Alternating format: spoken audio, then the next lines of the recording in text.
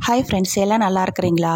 நம்ம அம்மா பையன் சேனலில் இப்போ தான் நீங்கள் ஃபஸ்ட் டைம் வீடியோ பார்க்குறவங்களா இருந்தீங்கன்னா சப்ஸ்கிரைப் பண்ணிடுங்க. சப்ஸ்கிரைப் பண்ணிவிட்டு பெல் பட்டனை கிளிக் பண்ணி ஆளுங்கிற ஆப்ஷன் கொடுத்துருங்க.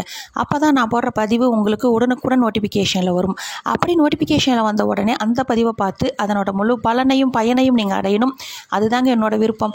ஓகே ஃப்ரெண்ட்ஸ், இன்றைக்கி நம்ம பார்க்க போகிற பதிவு ரொம்ப முக்கியமான பதிவு.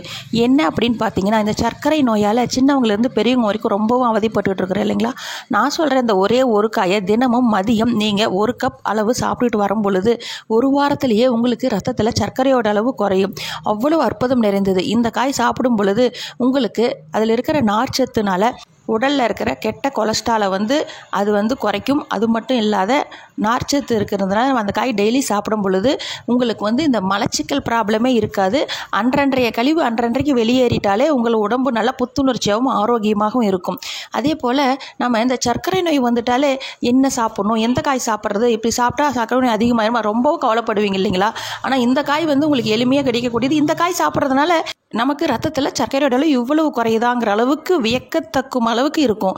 ஆனால் இந்த காயை நீங்கள் சமைக்கிறதுக்கு முன்னாடி நீங்கள் நல்லா சுத்தமாக கழுவிட்டு கட் பண்ணுவீங்க இல்லைங்களா? கட் பண்ணி நல்லா சுடுதண்ணி கொதிக்கிற தண்ணியில் போட்டு நல்லா ஒரு ஆவி வந்தோடனே மஞ்சள் உப்பு போட்டு அதை வடிகட்டிட்டு அதுக்கப்புறம் தான் நீங்கள் அந்த பொரியலை செய்து சாப்பிட்ணும். இல்லை நீங்கள் அது எப்படி வேணாலும் உங்களுக்கு என்ன விதத்தில் இப்போ கூட்டாகவோ அல்லது குருமாவாகவோ அல்லது நீங்கள் அதை அரைச்சி விட்டு மசாலாவோ செய்யலாம். அவ்வளோ அற்புதமே இந்த காய் என்ன அப்படின்னு பார்க்கும் பொழுது கொத்தவரங்காய். இந்த கொத்தவரங்காயில் இருக்கிற அந்த கேஸ் இதுக்கு தான் நான் சொன்னது மஞ்சத்தூள் உப்பு போட்டு சுடுதண்ணியில் ஒரு ஆவி விட்டு வேக வச்சு வடிச்சிட்டு நீங்கள் தினமும் மதியம் 7 நாட்கள் மட்டும் தொடர்ந்து அந்த காயை சாப்பிட்டு பாருங்கள். உங்களுக்கு ரத்தத்தில் சர்க்கரையோட அளவு நார்மல்னு வரும்.